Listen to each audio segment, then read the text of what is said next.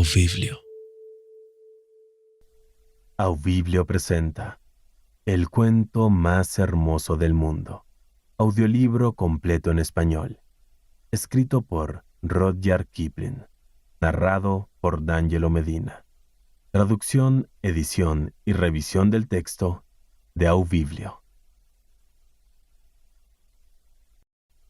Se llamaba Charlie Mears. Era hijo único de una mujer viuda. Vivía en el norte de Londres y trabajaba en un banco en pleno centro de la ciudad. Tenía 20 años y estaba lleno de sueños y aspiraciones. Lo conocí en un billar público, donde el administrador lo ninguneaba y él llamaba al administrador ojos de buey. Charlie me explicó, un poco aturdido, que solo había acudido al lugar como espectador, pero como esos juegos no eran una diversión sana para los jóvenes, le sugerí que volviera con su madre. Así comenzó nuestra amistad. A veces, en lugar de perder el tiempo con sus amigos, me visitaba por las tardes. Al poco tiempo, mientras me contaba sus emociones juveniles, se animó a confesarme sus verdaderas aspiraciones, que eran todas literarias. Deseaba forjarse un nombre inmortal, sobre todo a base de sus poemas, aunque no dejaba de enviar relatos de amor y de muerte a las revistas de la ciudad.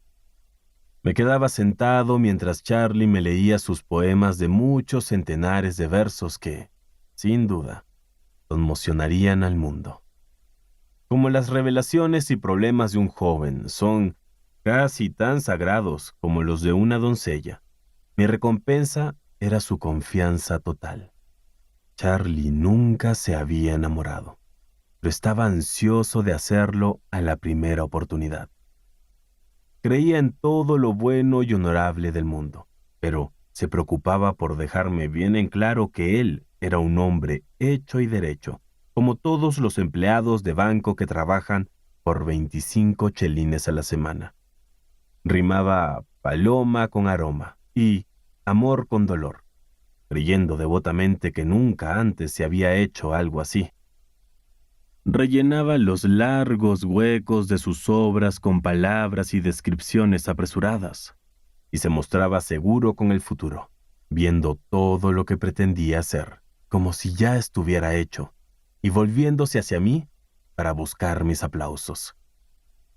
Su madre, al parecer, no alentaba sus aspiraciones literarias. Tengo entendido que su mesa de trabajo era del tamaño del lavabo. Esto me lo contó al poco de conocernos, cuando le dio por saquear los libros de mi biblioteca y me imploraba que le dijera la verdad sobre sus posibilidades de escribir algo realmente importante. Usted sabe. Quizá lo animé demasiado, porque una tarde vino a verme tembloroso y con los ojos llameantes, y me dijo, ¿me molestaría que me quede aquí a escribir toda la tarde? Prometo que no lo molestaré. No tengo dónde escribir en casa de mi madre. ¿Cuál es el problema? Dije, aunque lo sabía muy bien. Tengo una idea en la cabeza. Puede convertirse en el cuento más hermoso del mundo. Déjeme escribirlo aquí. Es una gran idea. Imposible oponerse. Le preparé una mesa y apenas me dio las gracias, se puso a trabajar de inmediato. Durante media hora la pluma avanzó sin parar. Entonces Charlie suspiró y se sujetó la cabeza con fuerza. La escritura se hizo más lenta. Hubo más tachaduras y por fin cesó.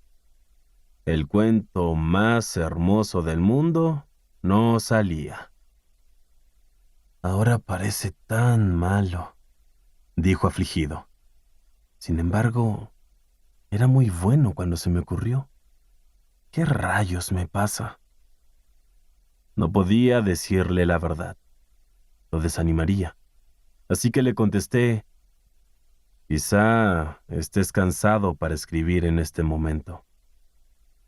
Sí, pero cuando leo estos disparates... Uf. A ver, léeme lo que has hecho, le dije. Leyó. Era malísimo. Se detenía en las frases especialmente exageradas, esperando algún aplauso, pues, como es natural, estaba orgulloso de su estilo. Quizá necesite abreviarse, sugerí con cautela. Odio cortar lo que escribo. No se podrá alterar una palabra sin estropear el sentido. Se lee mejor en voz alta que cuando lo escribía. Charlie, mejor deja el cuento para dentro de una semana. Quiero hacerlo de una vez. ¿Qué le parece mi historia? ¿Cómo se supone que juzgue un cuento a medio escribir? Cuéntame la historia tal y como la tienes en la cabeza. Charlie contó su relato. En él se encontraba todo lo que su ignorancia había mantenido fuera de las palabras escritas. Lo miré y me pregunté si había percibido de verdad la originalidad y el poder de la idea que había concebido. Era, sin lugar a dudas, una de las ideas más sobresalientes que había escuchado. Hombres se habían envanecido por ideas que ni siquiera llegaban al 10% de ser así de excelentes y viables. Charlie balbuceaba con tranquilidad, interrumpiendo la corriente de fantasía con torpes frases que planeaba escribir. Sin embargo, lo escuché hasta el final. Sería lamentable permitir que una idea así se desperdiciara en manos tan inexpertas, cuando yo podía hacer algo mejor con ella. No todo lo que se podía hacer, por supuesto, pero sí mucho más. ¿Qué te parece?, preguntó al fin. Creo que la llamaré La historia de un barco. Es una idea bastante buena, dije, pero no podrás manejarla por mucho tiempo. En cambio, yo... ¿A usted le serviría de algo? ¿La quiere? Sería un honor para mí, dijo Charlie apresuradamente. Pocas cosas en este mundo son tan gratificantes como la sincera admiración de un jovencito. Ni siquiera una mujer enamorada, en su más ciega devoción, respeta tanto los pasos del hombre al que venera. Y Charlie hacía todas esas cosas. Aún así, antes de apropiarme de sus pensamientos, necesitaba calmar mi conciencia. Hagamos un trato, le dije. Te daré 5 libras por la historia. Al instante, Charlie se transformó de nuevo en un empleado de banco. Eso es imposible, señor, dijo. Entre dos amigos, si es que puedo llamarme su amigo, y hablando como los hombres del mundo que somos, no podría aceptar su dinero. Si le sirve de algo, la historia es suya. Yo tengo muchas más. Las tenía, en efecto, pero yo sabía que eran argumentos ajenos. Ya que somos hombres de mundo, tomemos esto como un asunto de negocios, respondí. Con 5 libras podrías comprar un buen número de libros de poesía. Negocios son negocios. Puedes estar seguro de que no pagaría ese precio si no lo valiera. Si lo pone de esa manera, señor, dijo Charlie, conmovido por la idea de los libros. El trato se cerró con el siguiente acuerdo. Vendría a verme a intervalos indeterminados, trayendo todas las ideas que poseía para la historia. A cambio, tendría una mesa para escribir y el derecho de leerme todos sus interminables poemas. Luego le pregunté, «Bien, ahora dime cómo se te ocurrió esta idea». «Vino sola», dijo Charlie, y sus ojos se iluminaron. «Sí, pero me has contado muchos detalles sobre el héroe. Tienes que haberlo leído en alguna parte». «No tengo tiempo para leer, excepto cuando estoy aquí», dijo Charlie. «Los domingos paseo en bicicleta o voy al río con mis amigos. No hay nada de malo en mi protagonista, ¿verdad?» «Dímelo nuevamente y lo entenderé. Dices que tu protagonista, tu héroe, se dedicó a la piratería. ¿Qué tipo de vida llevaba?» «Estaba en la cubierta inferior de ese tipo de barco del que le hablé». «¿Qué tipo de barco era?» Uno de esos con agujeros y remos a los costados, por donde el mar ingresa y los hombres reman sentados con el agua hasta las rodillas. Hay un banco que desciende entre las dos filas, y un capataz sube y baja por el barco para hacerlos trabajar, látigo en mano. ¿Cómo sabes eso? Está en el cuento. Hay una cuerda que corre por encima de las cabezas, atada a la cubierta superior, para que el capataz se agarre cuando el barco se balancea. Cuando el capataz pierde la cuerda y cae entre los remeros, el protagonista se ríe de él y recibe una paliza por ello. El héroe está encadenado a su remo, por supuesto. ¿Cómo está encadenado? Con un cinturón de hierro alrededor de la cintura, fijada al banco en el que se sienta. Además tiene unas esposas en la muñeca izquierda que lo atan al remo. Está en la cubierta inferior, donde se envía a los peores hombres, y la única luz proviene de las escotillas y los agujeros de los remos.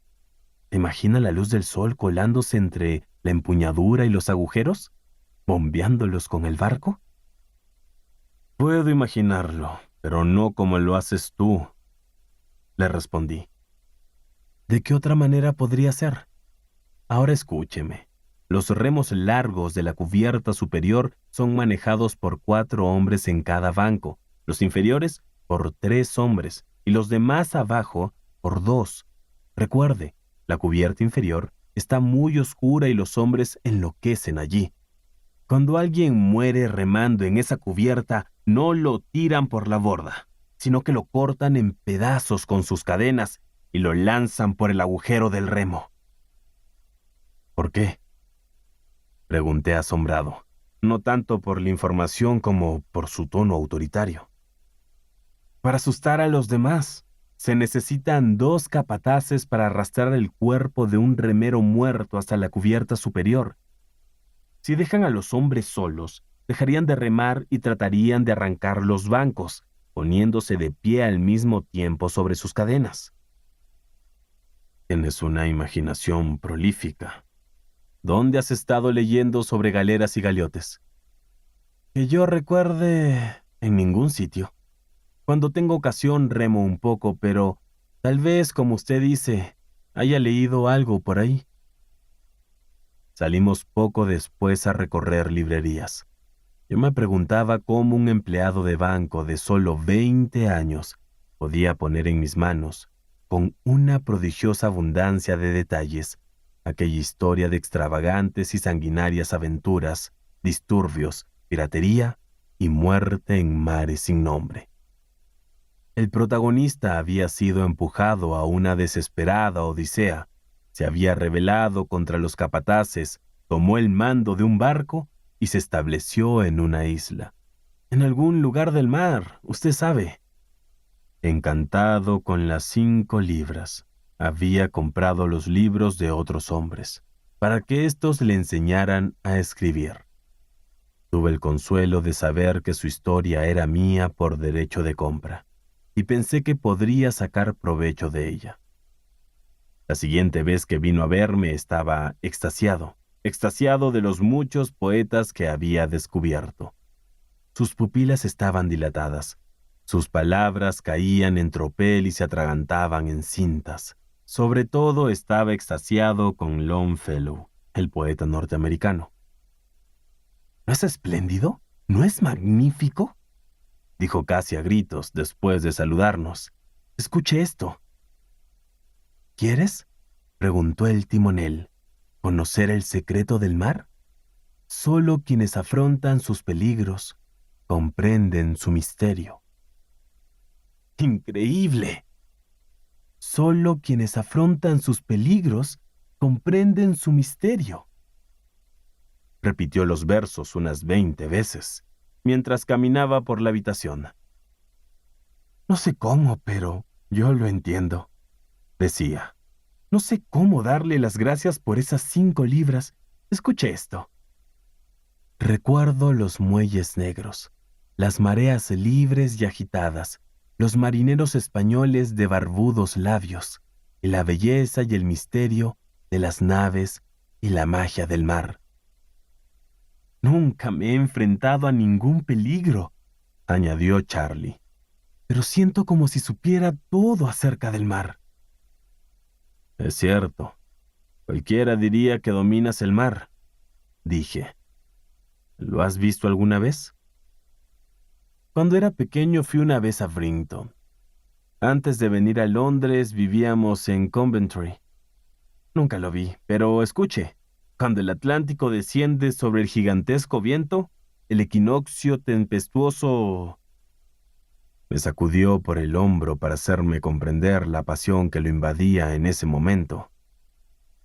Cuando llegue la tormenta, continuó, creo que todos los remos del barco del que hablaba se romperán y los esclavos tendrán el pecho destrozado por los remos. Por cierto, ¿ya ha escrito algo con esa historia mía? No, contesté. Estaba esperando que me contaras más. Dime, ¿cómo es que estás tan seguro de los accesorios que hay en el barco? Tú no sabes nada de barcos. No lo sé, pero para mí es muy real, al menos hasta que trato de escribirlo. Estuve pensando en eso anoche, en la cama, después de terminar La Isla del Tesoro. Inventé un montón de cosas nuevas para incluir en la historia. ¿Qué tipo de cosas? Por ejemplo, sobre lo que comían los hombres, higos podridos, habas negras y vino en odres de piel que se paseaban de banco en banco. ¿Tan antiguo era el barco? ¿Antiguo? No sé si fue hace mucho o no, es solo una idea, pero a veces es tan real que parece verdad. ¿Le molesto hablando de ello? En absoluto. ¿Se te ocurrió algo más? Sí, pero son tonterías. Charlie se sonrojó un poco. No importa, dímelo. Bueno, estaba dándole vueltas a la historia y al cabo de un rato me levanté de la cama y escribí en un papel el tipo de cosas que los remeros ponían en los remos, usando el filo de sus esposas. Me pareció que eso podía darle mayor realismo a la historia. Para mí, usted sabe, sigue siendo algo muy real. ¿Tienes ese papel contigo? Sí, pero no veo para qué se lo enseñaría. Son solo unos garabatos. Sin embargo, he pensado que podrían ir en la portada del libro. Ya me ocuparé de esos detalles. Muéstrame lo que escribieron tus remeros. Extrajo de su bolsillo un papel de carta, con una sola línea rayada, y la guardé. ¿Qué se supone que significa esto en inglés? Pregunté. Pues no lo sé, contestó. Quizás signifique estoy cansadísimo. Es una tontería, repitió. Pero esos hombres del barco me parecen todos personas de verdad. Escriba el cuento lo antes posible. Me gustaría verlo impreso. Lo que me has contado daría para un largo libro, dije. Hágalo entonces. Solo tiene que sentarse y escribirlo. Dame un poco más de tiempo. ¿No se te ocurrieron nuevas ideas? Por ahora no. Estoy leyendo los libros que compré. Son espléndidos. Tras su partida, observé la hoja de papel con la inscripción. Lo sostuve con cuidado entre las manos, asegurándome de que no se desprendieran ni diera la vuelta. Acto seguido, abandoné mis aposentos y al poco rato me encontré discutiendo con el policía que trabajaba en el Museo Británico.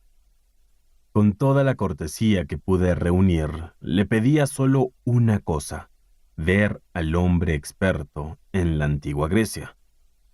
El policía respetuoso de las reglas del museo me siguió por cada rincón y pasillo. Fue un anciano quien, interrumpiendo el horario de su almuerzo, puso fin a mi búsqueda tomando el papel entre el índice y el pulgar, mirándolo con desdén. ¿Qué significa esto? Veamos, dijo. Por lo que veo es un texto en griego sumamente corrompido, escrito por una persona. Aquí me clavó los ojos. Extremadamente analfabeta. Leyó despacio. Pollock, Ermank, Taursnik y Henniker. 4 nombres que me resultan familiares. ¿Puede decirme el significado del texto?, le pregunté. Estoy muchas veces cansado y vencido por este trabajo. Ese es el significado. Me devolvió el papel y me marché sin una palabra de agradecimiento, explicación o disculpa. Mi distracción y descortesía eran perdonables. Precisamente a mí, entre todos los hombres, se me otorgó la oportunidad de escribir el cuento más admirable del mundo. Nada menos que la historia de un galeote griego contada por él mismo. No resultaba extraño que a Charlie le parecieran reales sus sueños. Las parcas, esas diosas del destino, siempre celosas de cerrar las puertas de cada vida sucesiva, habían sido descuidadas en esta ocasión. Charlie, sin saberlo, miró lo que a nadie le estaba permitido mirar, con perfecta visión, desde el inicio de los tiempos. Ignoraba el conocimiento que me había vendido por unas modestas 5 libras, ya que los empleados de banco no saben de metempsicosis ni de griego antiguo. Yo, en cambio, saltaba entre los mudos dioses del museo y reía ante sus desgastados semblantes. Con aquel material en mis manos, forjaría una historia tan cautivadora y sorprendente que el mundo la consideraría artificiosa y exagerada. Y yo, solo yo, sabría que era una historia auténtica, cierta. Solo yo poseía esta joya, que podría cortar y pulir a mi gusto. Volví a bailar entre los dioses egipcios del pasillo, hasta que el policía me vio y comenzó a acercarse. Ahora solo quedaba animar a Charlie a seguir hablando, y esto no era nada complicado. Pero había olvidado aquellos malditos libros de poesía que compró. Una y otra vez venía a verme extasiado con los versos de Byron, Shelley o Keats. Sabiendo lo que el muchacho había sido en sus vidas pasadas y ansioso por no perderme ni una sola de sus palabras, no pude ocultarle mi interés. Él, por supuesto, tomó mi actitud como una muestra de respeto a su yo actual, para quien la vida era tan nueva como lo fue para Dan, y a sus recientes lecturas de poesía. Su insistencia en recitar no sus propios versos, sino los de otros, agotó mi paciencia. Deseé que todos los poetas ingleses fueran olvidados de la memoria humana. Blasfemé contra los hombres más célebres de la poesía, culpándolos por apartar a Charlie del camino de la narración directa y por estimularlo para que los imitara. Pero contuve mi impaciencia hasta que su entusiasmo se desvaneció y el muchacho volvió a sus ensoñaciones. ¿De qué sirve lo que yo piense cuando esos genios escribieron para los ángeles?, gruñó una noche. ¿Por qué no escribe algo así? Creo que no te portas bien conmigo, dije, hablando con mesura. Ya le conté mi historia, dijo zambulléndose de nuevo en los versos de Byron. Pero necesito detalles, insistí. Esas cosas que invento sobre aquel maldito barco que usted llama galera son fáciles. Usted mismo puede inventarlas. Subo un poco la calefacción. Quiero seguir leyendo. Tuve ganas de romperle en la cabeza la lámpara de gas. Yo podría inventar cosas si solo supiera lo que Charlie ignoraba que sabía. Pero como las puertas estaban cerradas para mí, solo podía soportar sus caprichos juveniles y esforzarme por mantenerlo de buen humor. Un minuto de descuido podía hacerme perder una revelación de valor incalculable. De vez en cuando dejaba a un lado sus libros, que guardaba en mi casa, pues su madre los habría considerado un despilfarro de dinero, y se perdía en sus sueños marinos. De nuevo maldije a todos los poetas de Inglaterra. La mente del empleado de banco había sido coloreada, recubierta y distorsionada por sus lecturas. El resultado era una confusa maraña de voces ajenas, muy parecida al zumbido de un teléfono de oficina en la hora más ajetreada. Habló de la galera, de su propia galera, aunque él no lo sabía, con ilustraciones tomadas de una obra de Byron. Señaló las experiencias de su héroe con citas de El Corsario y lanzó profundas y desesperadas reflexiones morales de Caín y Manfredo, esperando que yo las aprovechara para el cuento. Solo cuando la charla giraba en torno a Longfellow, sus torrenciales discursos se calmaban y yo sabía que estaba diciendo la verdad, tal como la recordaba. ¿Qué te parece esto?, le dije una tarde en cuanto comprendí el mecanismo de su memoria, y antes de que pudiera refutar, le leí toda la saga del rey Olaf. Escuchó boquiabierto, tamborileando con los dedos el respaldo del sofá, hasta que llegué a las canciones de Emmar Tambeskelver. Y al verso Einar, sacando la flecha de la cuerda destensada, respondió: «Fue Noruega lo que se quebró bajo tu manto, oh rey». Se estremeció del puro deleite sonoro. «Eso es mejor que Byron, supongo», aventuré. «Mejor, es todo cierto. ¿Cómo podía saberlo Longfellow?». Recité otro verso. «¿Qué fue eso?», dijo Olaf, de pie en el puente de mando. Oí algo como el estruendo de un barco destrozado al encallar. ¿Cómo podía saber cómo los barcos chocan y los remos se arrancan contra la costa? Solo anoche. Pero siga leyendo, por favor, y lea de nuevo el islote de los chillidos. No, ahora estoy cansado. Mejor hablemos. ¿Qué es lo que sucedió anoche? Tuve una horrible pesadilla sobre la galera. Soñé que me ahogaba en una pelea. Íbamos al lado de otro barco, excepto donde nuestros remos se agitaban. El agua estaba quieta. ¿Sabe usted cuál es mi sitio en la galera?, hablaba entrecortadamente, como si temiera que me riera de él. No lo sé, respondí mansamente, con el corazón empezando a latirme. Eso es nuevo para mí. Soy el cuarto remo de la derecha. Éramos 4 en el cuarto de la proa inferior. Todos estábamos encadenados. Me recuerdo mirando el agua intentando quitarme las esposas antes de que empezara la pelea. Entonces colisionamos con el otro barco y quedé inmóvil, con los 3 compañeros encima y los remos colgando en las espaldas. ¿Qué sucedió después? Los ojos de Charlie eran 2 brasas.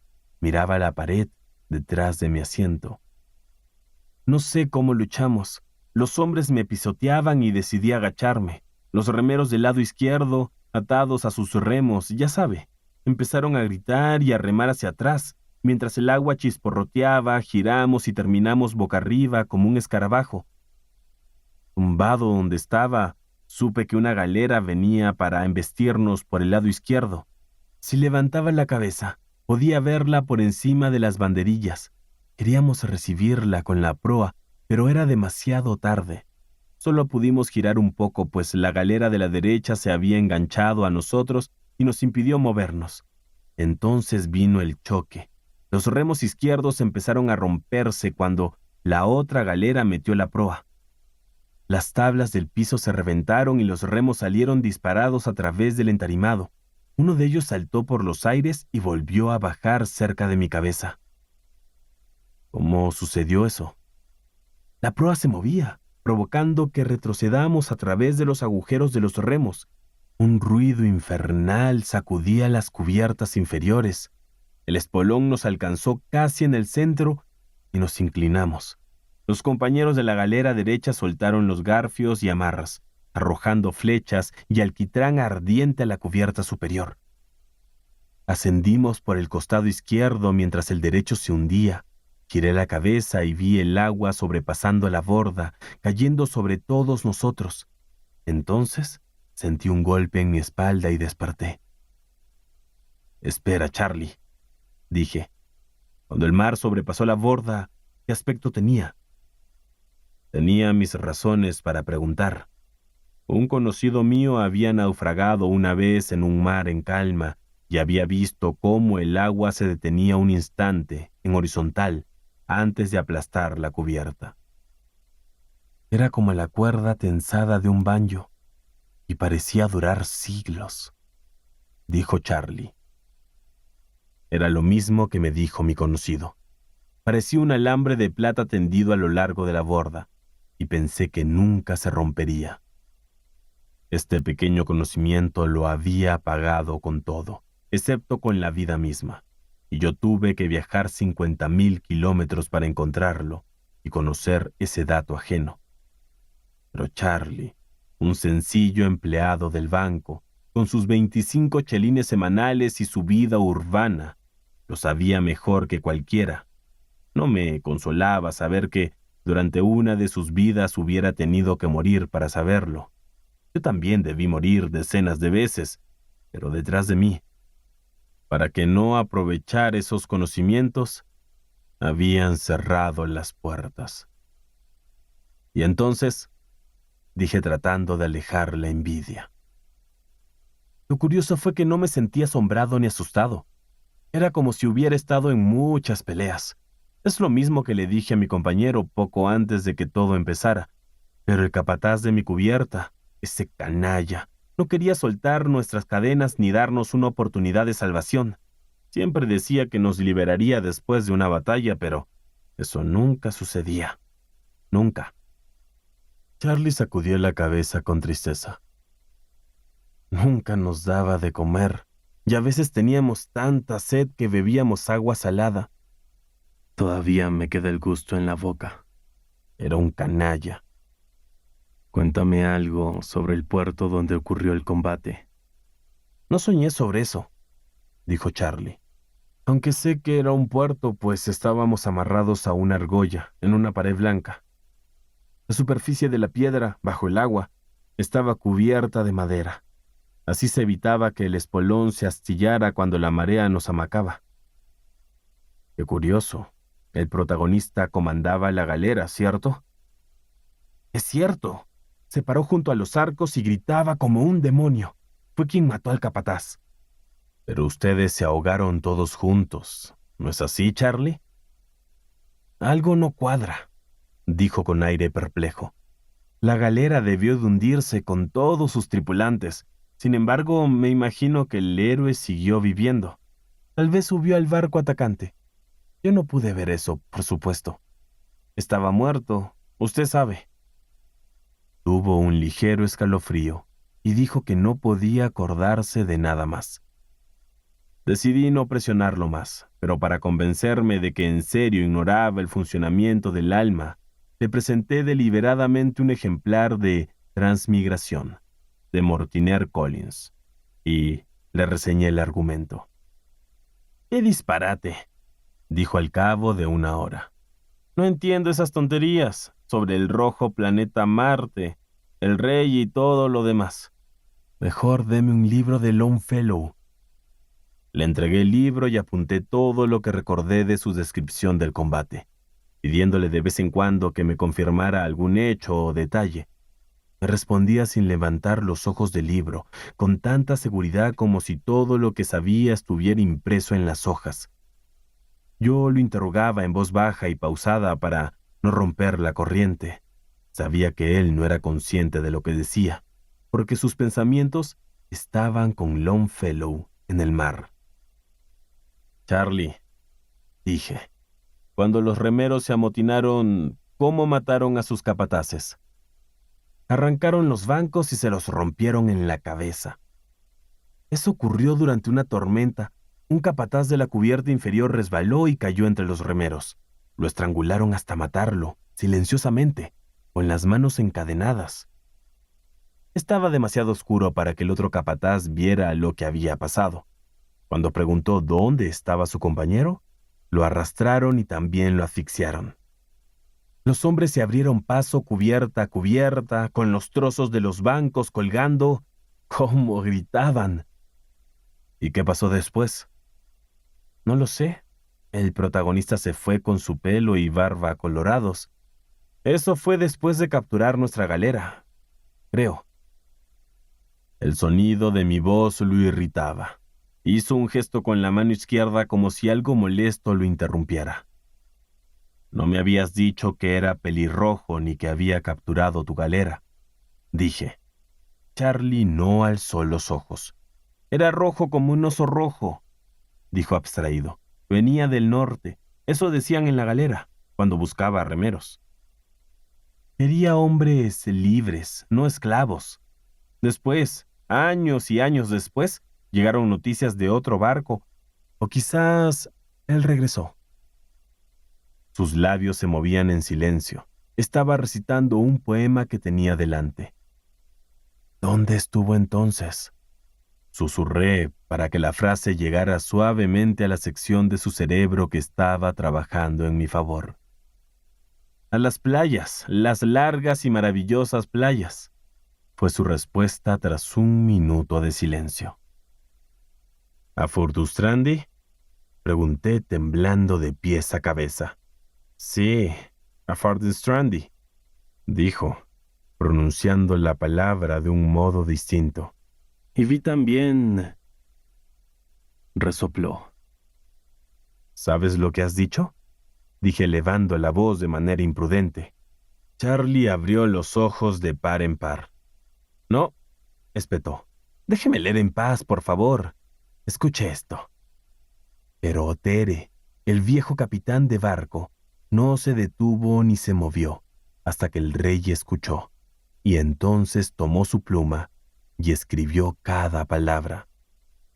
El rey de los sajones, como testimonio de la verdad, levantando su noble rostro, extendió su mano curtida y dijo: «Contemplad este colmillo de morsa».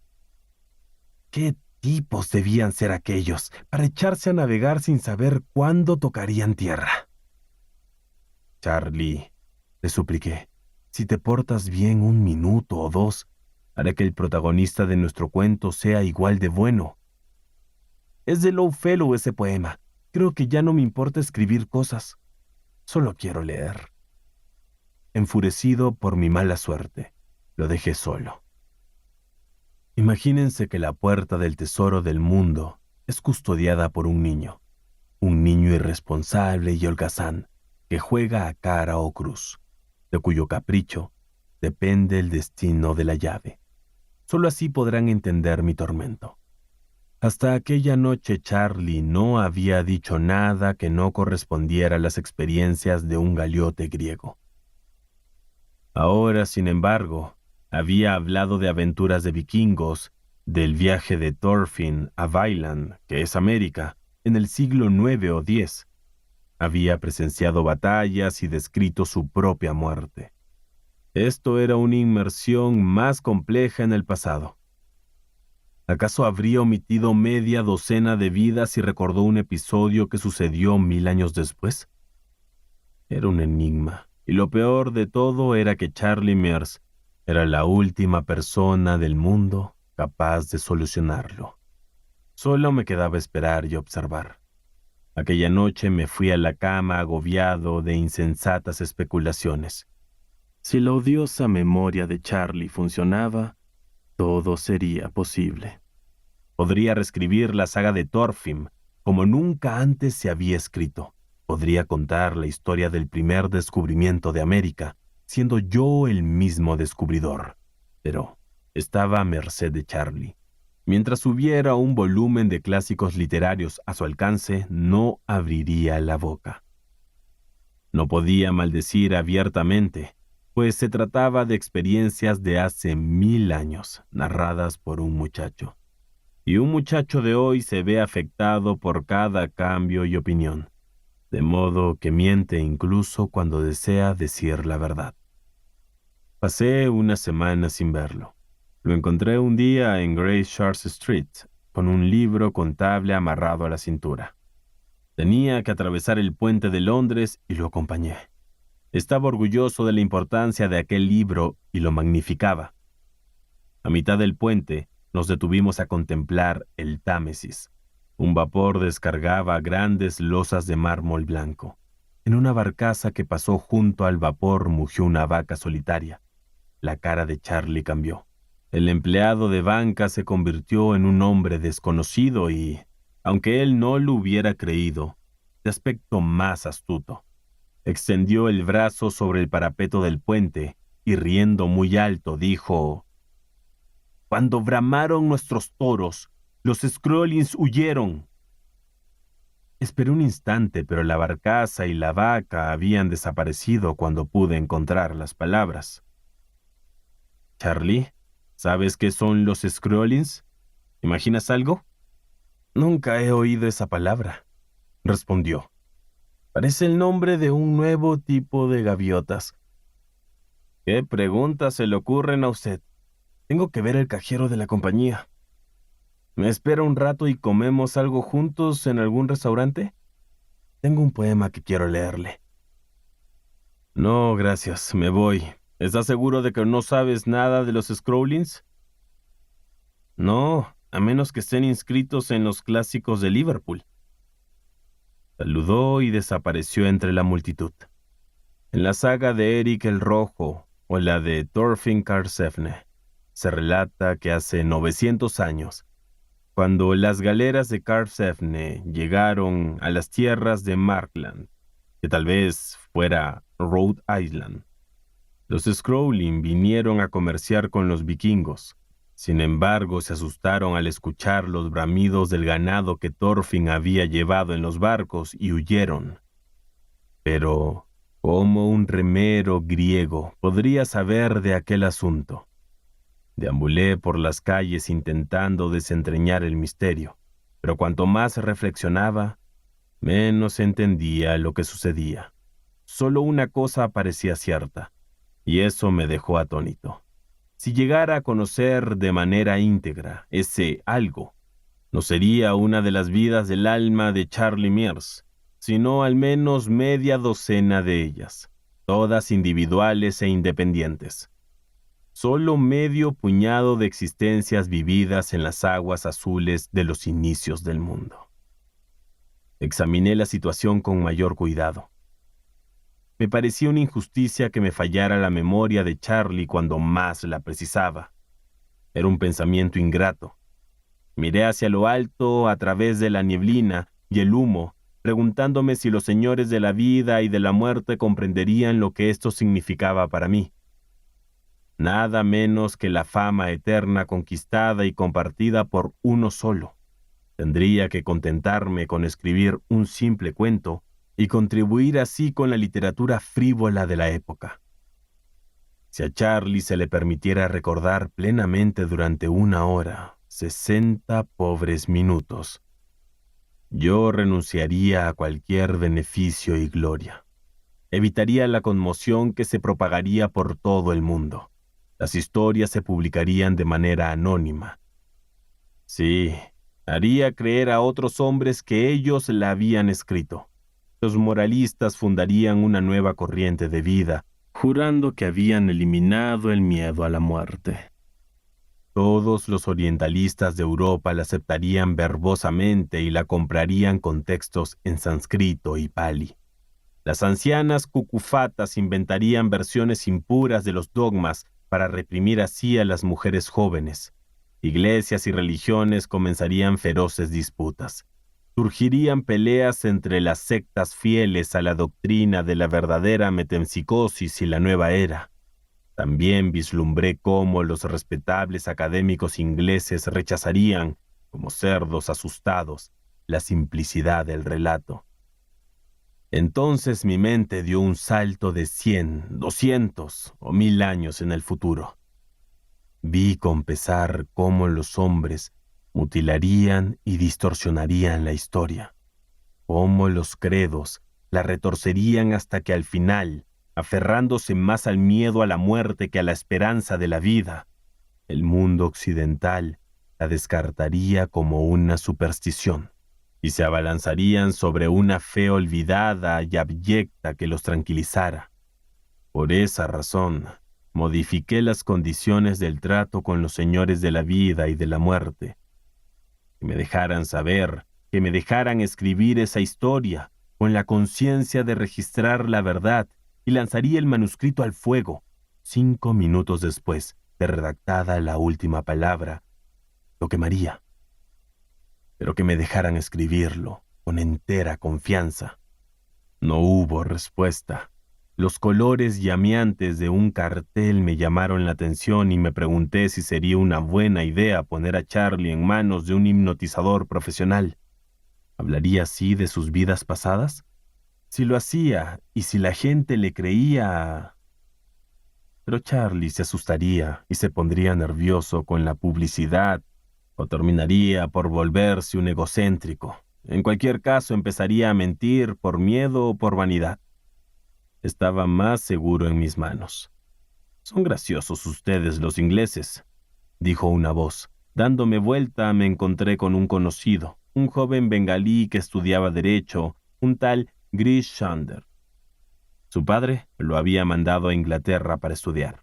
Era un viejo funcionario hindú, jubilado, con una renta de 5 libras esterlinas al mes, y lograba darle 200 libras a su hijo, quien fingía ser un príncipe y contaba historias brutales sobre los burócratas de la India.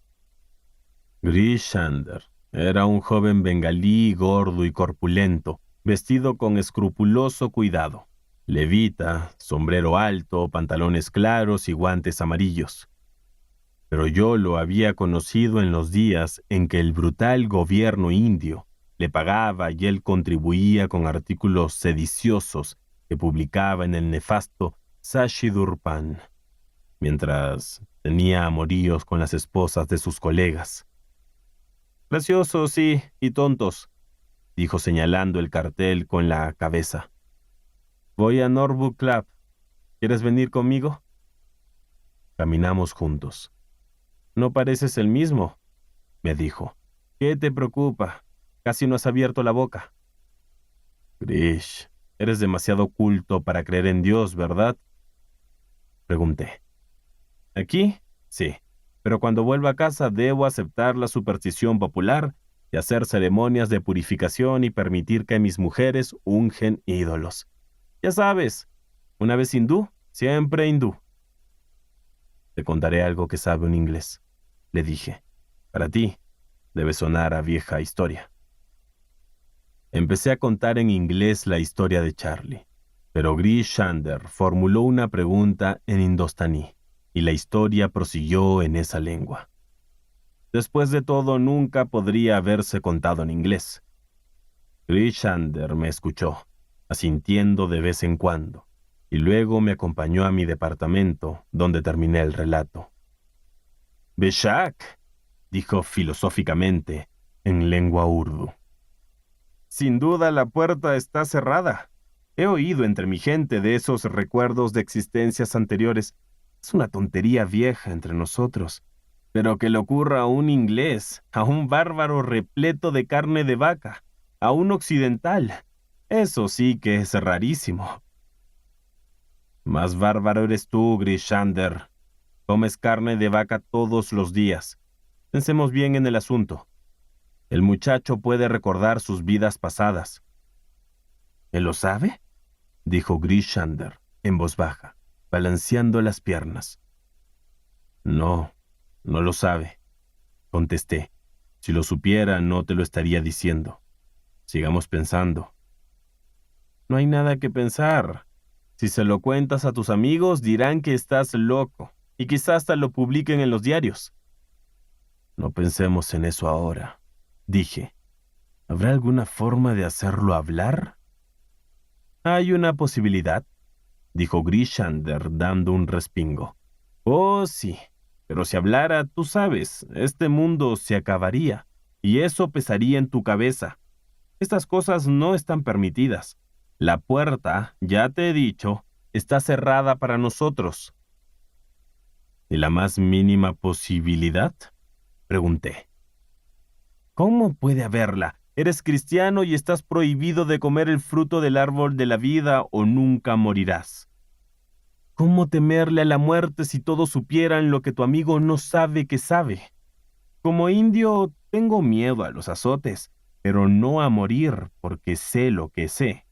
Ustedes no temen a los azotes, pero sí a la muerte. Si no le temieran, se llevarían el mundo por delante en 1 hora, arrasándolo de principio a fin. Con el tiempo, tu amigo se acordará menos y menos hasta que un día dirá que solo fue un sueño. Esto es una excepción. No hay excepciones a las reglas, aseguró Grishander. Unas parecen menos rígidas que otras, pero todas son iguales. Si el muchacho dijera que se acuerda de todas sus vidas anteriores o de un trozo de ellas, lo expulsarían en 1 hora de su trabajo. Se convertiría, como sueles decir, en un saco de huesos y lo mandarían al manicomio. Debes admitir eso, amigo mío. Sí, pero el muchacho es lo de menos. Su nombre no tiene por qué aparecer en la historia. Ya veo. Esa historia nunca se escribirá. Entonces supongo que puedes intentarlo. Voy a hacerlo, dije.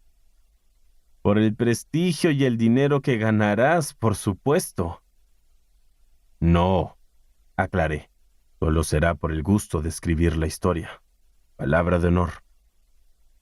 Aún así no podrás hacerlo, dijo. No se puede jugar con los dioses. Ahora es una historia bonita. Es mejor que te apresures o la perderás. ¿Qué quieres decir? Quiero decir que, por fortuna, el muchacho no se ha fijado todavía en ninguna mujer. No entiendo, dije recordando algunas confidencias de Charlie. Lo que quiero decir es que todavía no se ha enamorado. Cuando eso llegue, bon voyage. Eso sucederá. Hay millones de mujeres en esta ciudad. Mucamas, enfermeras, niñeras.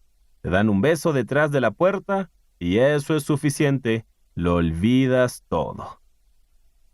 Me estremecí ante la idea de que una mucama arruinara mi historia. Y sin embargo, era algo probable. Grishander sonrió. Sí, muchachas bonitas, primas o amigas del trabajo, un solo beso será suficiente para devolverlo al presente. ¿Y eso qué? Dije yo. Recuerda que él no sabe nada sobre sus vidas pasadas. Ya lo sé. En todo caso, si no pasa nada, terminará por perderse en la vida financiera, en el comercio. Tiene que ser así. Pero es más seguro lo de la mujer, me parece. Llamaron a la puerta y Charlie entró impetuosamente. Le habían dado la tarde libre en la oficina y su mirada traía toda la intención de una larga conversación. Seguramente tenía poemas escondidos hasta en los tobillos. Poemas fastidiosos que, sin embargo, a veces le hacían hablar de las galeras. Grishander lo miró atentamente. «Discúlpeme», dijo Charlie inquieto. «No sabía que tenía visita». «Me voy», dijo Grishander. Me llevó al vestíbulo. «Este es el hombre», dijo dándome una tarjeta. «Nunca contará lo que escuches. Podríamos fingir que es un juego y realizar todo el ritual. ¿Qué te parece? Este hombre podrá ver todo lo que tu muchacho puede ver. Es un vidente y nos dirá muchas cosas del futuro». «Puede que tengas razón, pero no voy a entregarlo a tus dioses y demonios». «No le hará daño, solo se sentirá algo mareado al despertar. Has visto el procedimiento muchas veces. Por eso mismo me niego. Será mejor que te vayas, Grishander». Se fue repitiendo que estaba echando por la borda mi única oportunidad de mirar el porvenir. Esto no me inquietó en lo absoluto. Solo me interesaba el pasado y ningún muchacho hipnotizado me ayudaría a hacerlo. «¡Qué negro tan desagradable!», dijo Charlie cuando volví junto a él.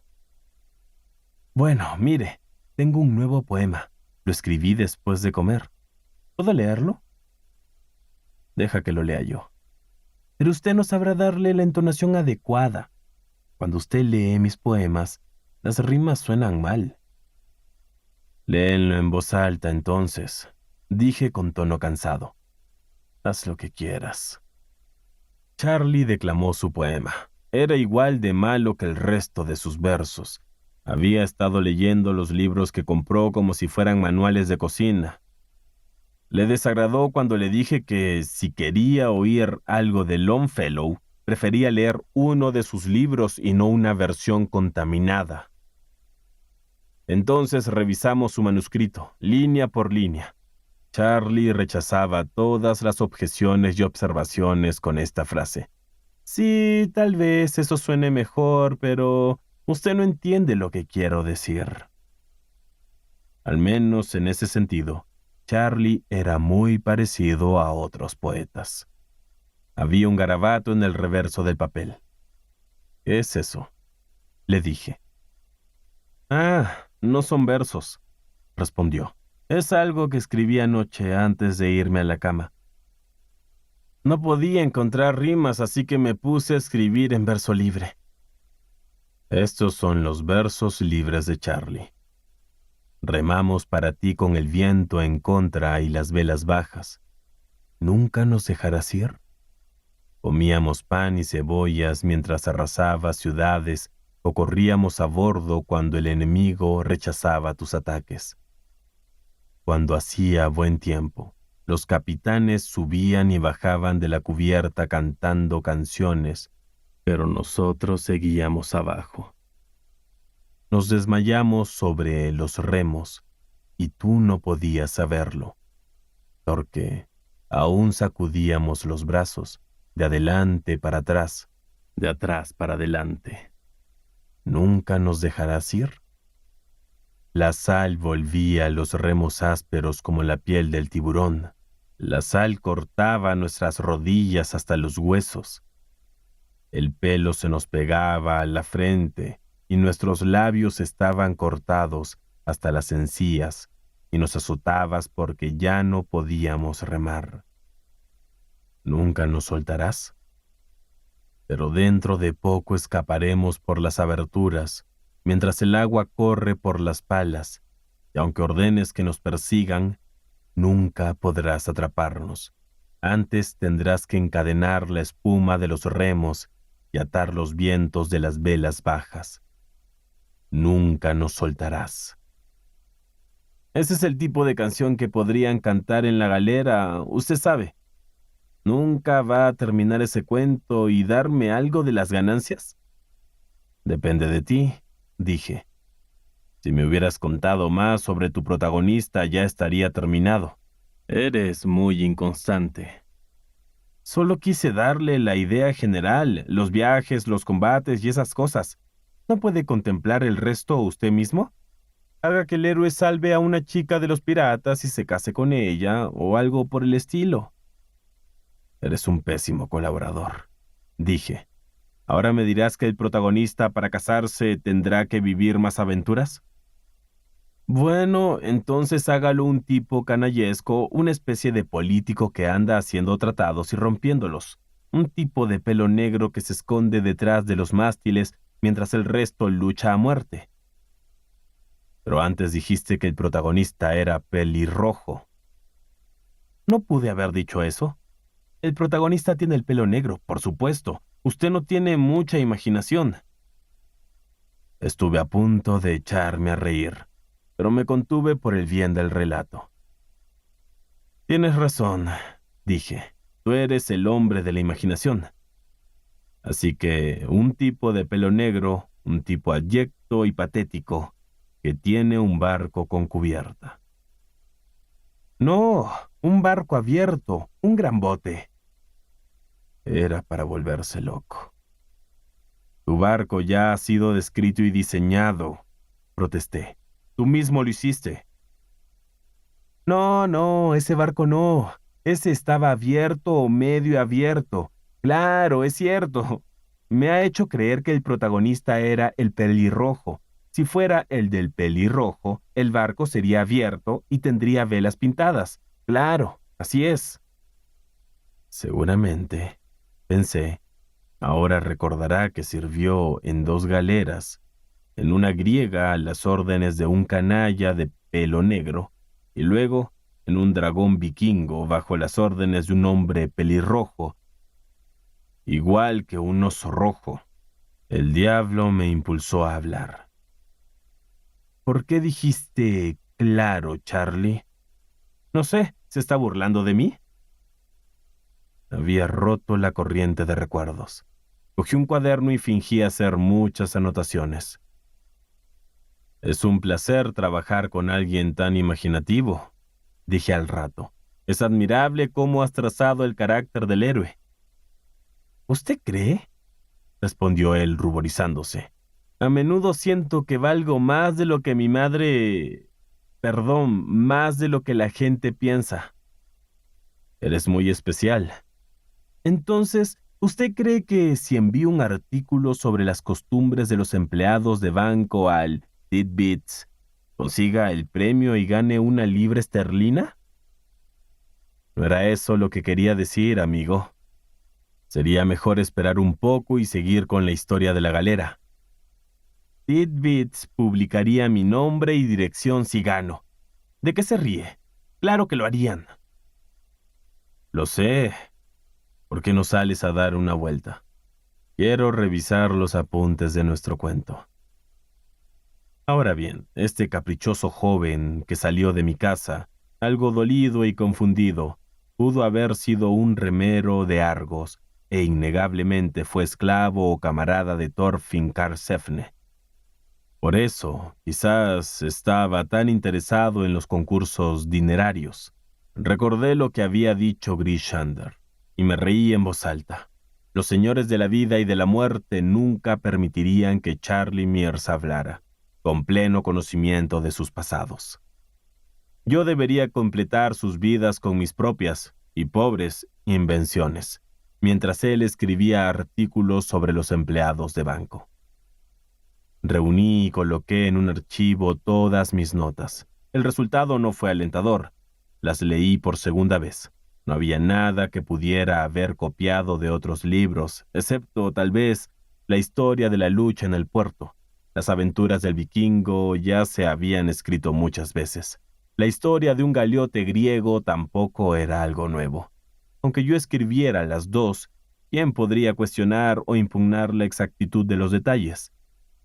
Sería lo mismo que escribir una historia ambientada 1000 años en el futuro.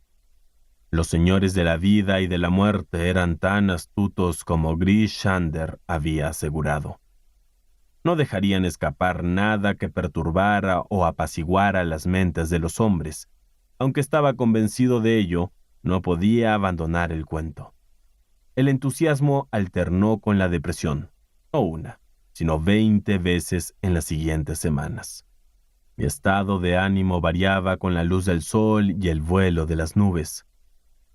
De noche o durante una bella mañana primaveral, creía que podría escribir ese cuento y conmover a personas de todos los continentes. En las tardes húmedas y lluviosas veía materializado el cuento, pero lo veía como una obra falsa, una pieza oxidada de museo.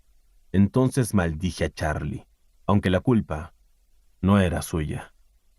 Ahora estaba concentrado en los premios literarios. Cada semana lo veía menos. A medida que la estación le cedía el paso a la primavera, los brotes se hinchaban y se preparaban a dar fruto. Ya no le importaba leer ni hablar de lo que había leído, y su voz dejó de sonar como antes. Cuando nos veíamos, apenas le mencionaba el tema de la galera. Era Charlie quien aludía a ella, pues pensaba que era una historia que podía generar buenas ganancias. Creo que merezco al menos el 25%, dijo con franqueza. Yo aporté todas las ideas, ¿no? Esta avidez por el dinero era una faceta nueva. Supuse que la había adquirido por estar viviendo en Londres, que también había corrompido su acento. Cuando el cuento esté hecho hablaremos. De momento no puedo imaginar nada. Héroe, pelirrojo o moreno son igual de difíciles. Estaba sentado junto al fuego, mirando las brasas rojas. No entiendo la dificultad. Para mí está clarísimo, dijo. El héroe pelirrojo capturó mi galera y navegó hasta las playas. Sabía que era mejor no interrumpirlo. No tenía lápiz ni papel a la mano, y no me atrevía a buscarlos para no romper la corriente. La voz de Charlie se convirtió en un susurro. Habló de una galera con destino a Furdurstrandi, de puestas de sol vistas bajo las velas de la tarde, cuando el pico de la galera se clavaba en el declinante disco del horizonte, y navegamos por ese rumbo porque no teníamos otro, dijo. Habló de un desembarco en una isla y de las exploraciones en sus bosques, donde la tripulación mató a 3 hombres que se durmieron bajo los pinos. Sus fantasmas, dijo Charlie, persiguieron a la tripulación, que arrojó a uno de ellos por la borda para aplacar a los dioses desconocidos que habían ofendido. Cuando se les acabaron las provisiones, comieron algas marinas y se les hincharon las piernas, y su líder, el pelirrojo, mató a 2 amotinados. Después de un año en los bosques, volvieron a su país, y el viento los llevó de vuelta tan suavemente que dormían profundamente cada noche. Esto y mucho más contó Charlie. A veces bajaba tanto la voz que no podía captar las palabras, por más que sus nervios estaban tensos. Hablaba de su líder, el pelirrojo, como si fuera un dios. Él era quien los animaba y los mataba imparcialmente, según le conviniera. Fue él quien lo condujo durante 3 días entre glaciares y témpanos atestados de extrañas bestias, las cuales trataban de subirse a nuestra nave, dijo Charlie, y nosotros las expulsábamos con los remos. Un trozo de carbón cedió y el fuego, con un débil crujido, se posó tras la rejilla. Charlie dejó de hablar y yo no dije nada. ¡Caramba!, dijo al fin sacudiendo la cabeza. He estado mirando el fuego mucho rato. ¿Qué iba a decir? Algo sobre la galera. Ya recuerdo. 25% de los beneficios, ¿cierto? Cuando haya terminado el cuento, tendrás lo que quieras. Solo quería estar seguro, agregó Charlie. Debo irme ahora. Tengo una cita. Y se fue. Iluso, no me di cuenta de que ese murmullo junto al fuego fue el canto de cisne de Charlie Mears. En ese momento creí que era el preludio de una revelación más grande y que lograría engañar a los señores de la vida y de la muerte. La próxima vez que vino a verme, lo recibí con entusiasmo. Estaba nervioso y algo incómodo, pero sus ojos estaban llenos de luz. «He escrito un poema», dijo. «Es lo mejor que he hecho. Léalo, por favor». Me lo dejó y se paró junto a la ventana. Suspiré para mis adentros. Me llevaría media hora a criticar, es decir, a alabar el poema. Tuve una buena razón para suspirar, ya que Charlie, descartando sus versos del tamaño de un 100 pies, se había lanzado a versos más cortos, cuya motivación era más que evidente. Esto es lo que leí. El día es muy hermoso. El viento alegre vuela detrás de la colina, donde corretea el bosque. Revélate, viento. Hay algo en mi sangre, algo inquieto. Ella me dio, oh tierra, oh cielo, mares grises, y es solo mía. Que los peñascos oigan mi grito, que se alegren las piedras.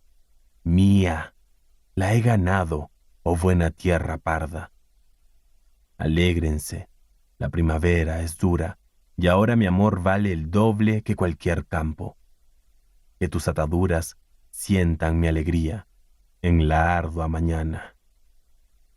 Sí, el último verso es irrefutable, dije con miedo en el corazón. Charlie sonrió sin contestar. Nube roja del ocaso, cuéntalo al extranjero, soy el vencedor. Salúdame, oh sol, amo dominante y señor absoluto del alma de uno. ¿Qué tal?, dijo Charlie mirando por encima de mi hombro. No me pareció bien, sino muy mal, que me mostrara una fotografía. La fotografía de una muchacha de cabello rizado y una estúpida boca entreabierta. ¿No es maravilloso?, susurró sonrosado hasta las orejas. Yo no sabía, no lo pensaba, pero sucedió de pronto. Sí, fue repentino. ¿Eres feliz, Charlie? Ella me quiere. Se sentó y repitió para sí las últimas palabras. Miré ese rostro lampiño, los hombros ya agobiados por el trabajo de escritorio, y me pregunté cuándo, dónde y cómo habría amado en sus vidas pasadas. Comenzó a describirla, tal como Adán debió describirle a Eva las glorias de las bestias recién creadas.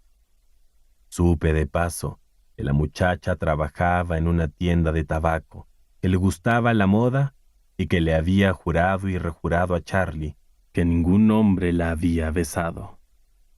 Charlie siguió hablando y hablando, mientras yo, separado por miles de años, pensaba en el principio de las cosas. Ahora comprendía por qué los señores de la vida y de la muerte cerraban tan cuidadosamente las puertas detrás de nosotros. Era para que no recordemos nuestros primeros amores. De lo contrario, nuestro mundo se quedaría despoblado en menos de un siglo. Mejor volvamos a la historia de la galera, dije, aprovechando una de sus pausas. Charlie me miró como si lo hubiera golpeado. ¿La galera? ¿Qué galera? ¡Santo cielo, no bromee! Esto es serio, muy serio. Gris Shander tenía razón. Charlie había probado el amor, y eso mató sus recuerdos. El cuento más hermoso del mundo nunca se escribiría. Soy D'Angelo Medina. Esperamos que hayas disfrutado de esta producción de El cuento más hermoso del mundo, de Rudyard Kipling. Este audiolibro ha sido dirigido y producido por Matthew Ticona y Aaron Medina. Edición y revisión del texto, Alexander Rivera. Copyright de la producción 2023, Auviblio Studios. Todos los derechos reservados. Si deseas agregar este libro a tu biblioteca, dejaremos los enlaces en la descripción. También puedes seguir nuestro canal principal, Auviblio. Gracias y nos vemos en la siguiente página.